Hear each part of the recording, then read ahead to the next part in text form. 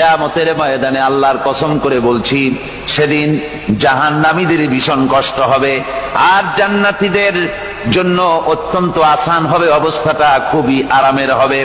নবীজি বলেন, এক ফরজ নামাজ, এক ওয়াক্ত ফরজ নামাজ আদায় করতে যে সময়টুকুন লাগে, কিয়ামতের মাঠের এই সময় এত বড় বিরাট লম্বা সময় জান্নাতীদের জন্য এরকম হালকা হয়ে যাবে।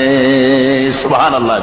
হযরত আবু সাঈদ খুদরী রাদিয়াল্লাহু তাআলা হাদিস কেন বর্ণনা করেছেন, এক ওয়াক্ত নামাজ, একটা ফরজ নামাজ পড়তে যতটুকুন সময় লাগে, এতটুকুন সময়ের ভেতরে জান্নাতীদের কারবার শেষ হয়ে যাবে। সুবহানাল্লাহ বিহামদি। আর ওদের কারবার তো শেষই হবে না। وَيَوْمَ تَشَقَّقُ السَّمَاءُ بِالْغَمَامِ وَنُزِّلَ الْمَلَائِكَةُ تَنزِيلًا। ওরা ফেরেশতা দেখতে চায়। সেদিন আসমান সমূহ বিদীর্ণ হয়ে মেঘ পুঞ্জ বেরিয়ে আসবে, আত্মপ্রকাশ করবে। তার ভেতর থেকে ফেরেশতারা ক্রমাগত নাযিল হতে থাকবে। আর অবস্থাটাই হবে, আল মুলকু ইয়াওমাইযিনিল হাক্কু লিররহমান ওয়া কানা ইয়াওমান আলাল কাফিরিনা আসীরা। আর সেদিনে বাদশাহী হবে কেবলমাত্র রহমানের। ওয়া কানা ইয়াওমান আলাল কাফিরিনা আসীরা। আর সেই কিয়ামতের দিন, সেই সময়টা হবে কাফেরদের জন্য বড়ই কঠিন।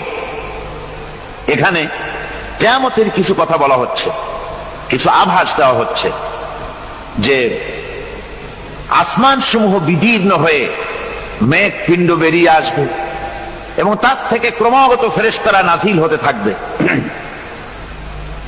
আল্লাহর হাবিব বলেছেন, কেউ যদি কিয়ামতের দৃশ্য দেখতে চায়, সেজন্য সূরা ইযা শামসু কুবিরাত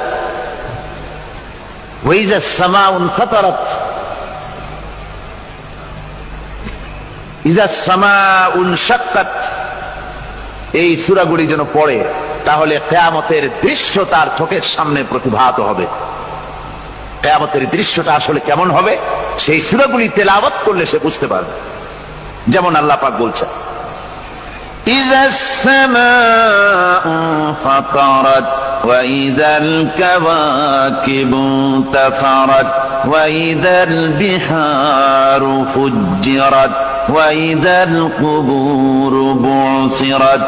যখন আকাশসমূহ চূর্ণ বিচূর্ণ হয়ে যাবে আর তারকাসমূহ বিক্ষিপ্ত হয়ে পড়বে, সমুদ্র মহাসমুদ্রগুলি দীর্ণ বিদীর্ণ হয়ে যাবে, কবরগুলি সব উদ্গীরণ করে দেবে, তার মধ্যে যা আছে সে সবগুলি।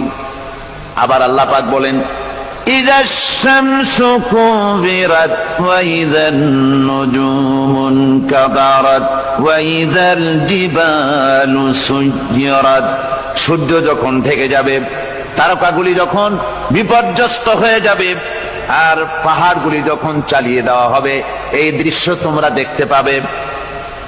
فإذا النجوم طمست وإذا السماء فرجت وإذا الجبال نسفت। সেদিন অবস্থা এমন হবে, সমস্ত তারকাগুলি স্তিমিত হয়ে যাবে আর আকাশসমূহ দীর্ণ বিদীর্ণ হয়ে যাবে। আর দেখতে পাবে পাহাড়গুলি, সমস্ত পাহাড়গুলিকে উড়িয়ে দেওয়া হবে। আবার অবস্থা আরো কি হবে, فإذا برق البصر وخسف القمر وجمع الشمس والقمر। যখন চক্ষু বিস্ফারিত হয়ে যাবে মানুষের, চাঁদ আর সূর্য নিষ্প্রভ হয়ে যাবে, সব একাকার হয়ে যাবে, চন্দ্র এবং সূর্য তার অস্তিত্বকে হারিয়ে ফেলবে। শুধু তাই নয়, ওয়া হুমিলাতি